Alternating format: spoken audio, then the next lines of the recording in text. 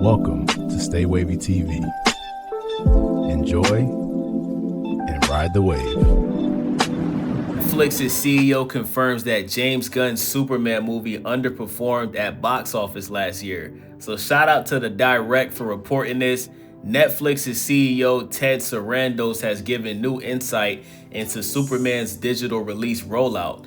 The 2025 superhero film was the first major release in James Gunn and Peter Safran's new DCEU at DC Studios. The movie came amid a crowded year for superhero films and amid mutterings of superhero fatigue, placing Superman in a preposterous position at the box office. In the end, Superman performed modestly, earning just over $600 million, though not quite as high as previous installments such as Zack Snyder's Man of Steel. The movie arrived on digital on August 15, 2025, which was shortly after its July 9th theatrical release. This short window from theatrical to digital raised eyebrows, as it was shorter than the typical 45-day window that is typically reserved for movies exclusively in theaters. The reason has since been revealed by Sarandos during a Senate hearing regarding Netflix's potential acquisition of Warner Bros. When questioned whether Netflix would adhere to the industry standards 45-day window, Sarandos said that the window moves a little bit for movies that underperform. The Netflix chief then used Sinners and Superman as examples of these adjusted release windows, citing the former as a film that stayed in theaters longer and suggesting Superman was one that underperformed due to its shorter window. Ted Sarandos, he says 45 days is the industry standard for self-enforcement. However, routinely, movies that underperform, the window moves a little bit. Superman was a little bit shorter, Sinners was a little longer window. So he's showing the comparison, basically saying that, Sinners did well at box office, so it stayed longer. And because Superman underperformed, due to the big budget for filming the movie, because see, a lot of people see that James Gunn's Superman did $600 million at box office and they automatically assume that's a success. But when you add up the whole budget, they didn't really start making profit until, they pretty much didn't recoup that budget until the digital release. That's when they really made the money back for the movie. That's why the movie was taken out of theaters so quickly. So fans were initially surprised to see Superman arrive on digital so shortly after its cinema release. At the time, director James Gunn seemed to suggest the reason was because of Peacemaker's Season 2 August release.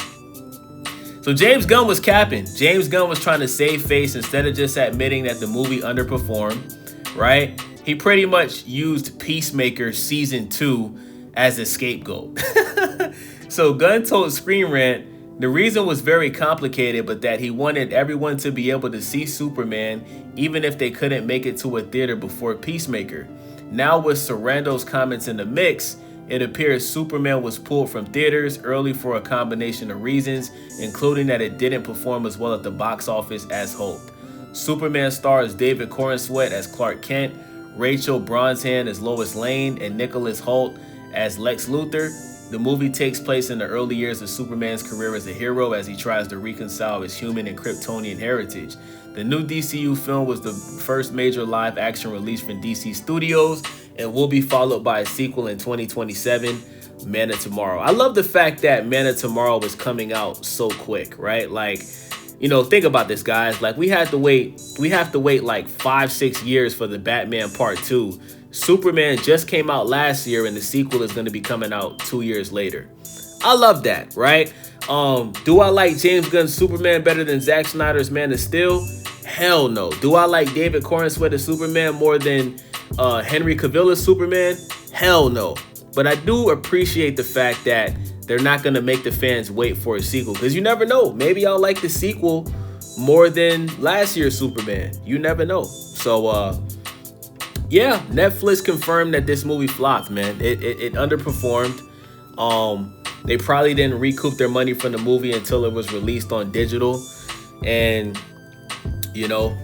hopefully the sequel does better than the first one, man, because if this Man of Tomorrow movie that comes out next year, if this underperforms at box office as well, then I think what's going to happen is, because remember, Netflix is in the process of buying Warner Bros. So this next Superman movie, first of all, let's not even talk about Man of Tomorrow. If Supergirl and Man of Tomorrow, if both of these movies flop at box office, I think James Gunn is going to get fired. And I think that what's potentially going to happen is they're possibly going to bring back Zack Snyder and they're going to restore the Snyderverse. That's what I want to happen. Yes, I want that to happen. I want that solo Ben Affleck Batman movie. I want that Justice League 2 movie. I want that solo Cyborg movie. Yeah, I want to see it. I want to see it because Man of Steel is the greatest Superman movie of all time. I don't care what anybody says.